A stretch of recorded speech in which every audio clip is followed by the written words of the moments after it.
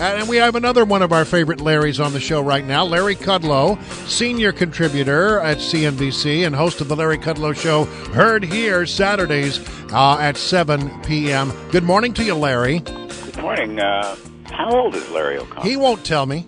I mean, you gotta fess up. You really have to. Why?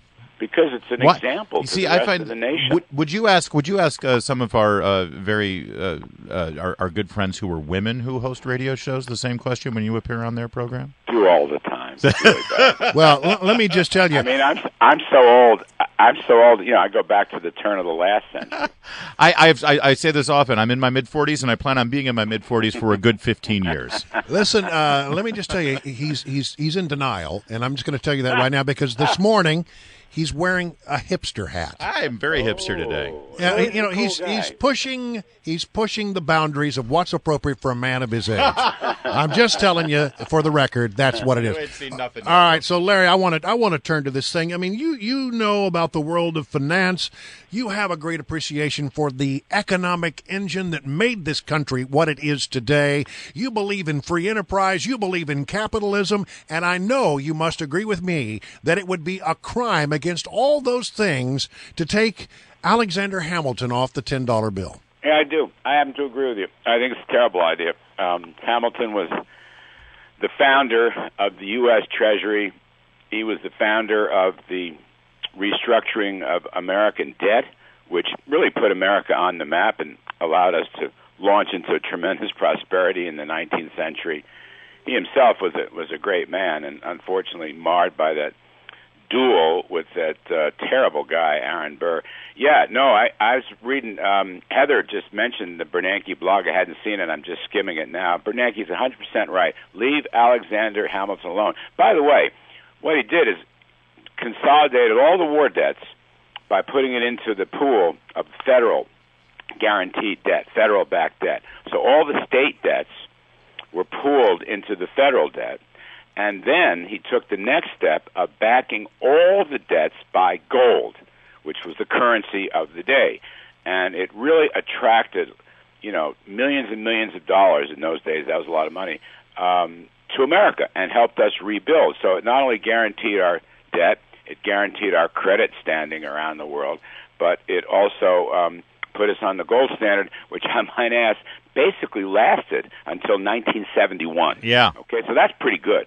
1780-something to 1971. I think he deserves his picture on that bill. That said, I agree, but I've heard some argue that the people who love Hamilton as much as they do say that as soon as we went off the gold standard, add the current state of affairs at the Fed, actually, he would not approve of, and he would say, you know what, I want nothing to do with this currency until it's grounded a little bit better.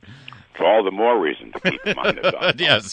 To remind us of the profligacies of profligate sins that we have committed in the last 30 or 40 years. Until the $10 is actually worth $10 again. We shouldn't have. I mean, the guy wrote most of the Federalist Papers. Yeah. I mean, he basically structured the early American government. And again, this is a key point. He's such an American hero because financially and economically, he, more than any other person serving in those early days under George Washington, put us on the path to economic prosperity, helped make us a world power.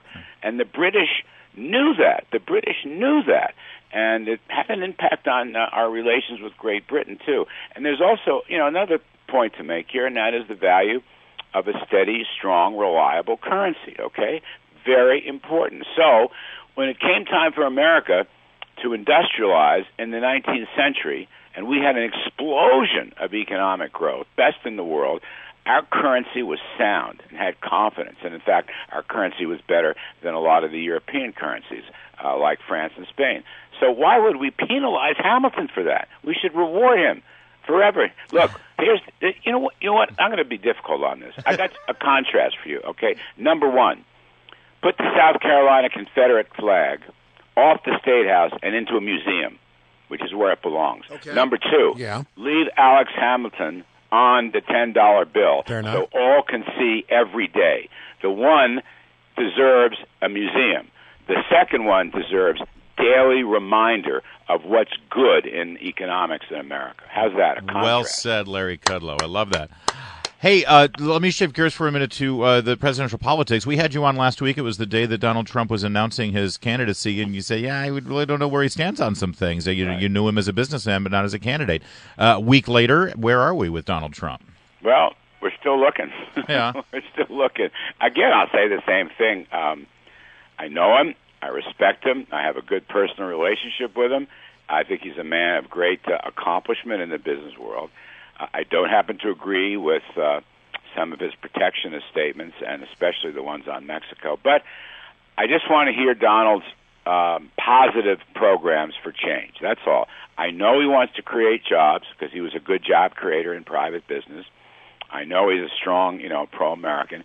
I just want to hear on taxes, on trade, on the budget, on entitlements, on the currency. What are your positive proposals? For example, I'd like to ask Donald if he agrees with Jeb Bush and me and others that the American economy, with the right policies, can grow by 4% a year and get back to our long-term trend line. I think that's a really key question in this election. I'm glad Jeb raised it. A lot of people, including myself, have come out in support of Jeb's idea. We may not be supporting Jeb yet, but his idea is terrific, and I'd like to see Donald Trump weigh in on that. But you have to put up, can you imagine having to put up with President Trump?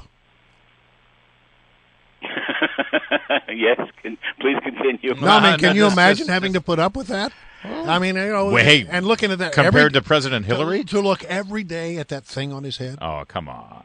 Well, I'm not going to go there. I'm just going to say that this is Donald Trump's a very good businessman. Okay, yeah, and he's proven that. And by the way, he's a guy who's taken his lumps.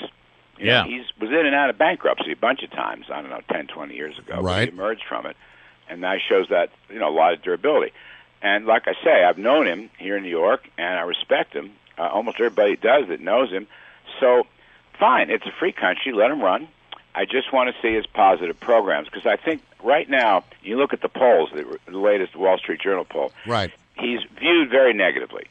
And I think probably some of that is a function of his very harsh language.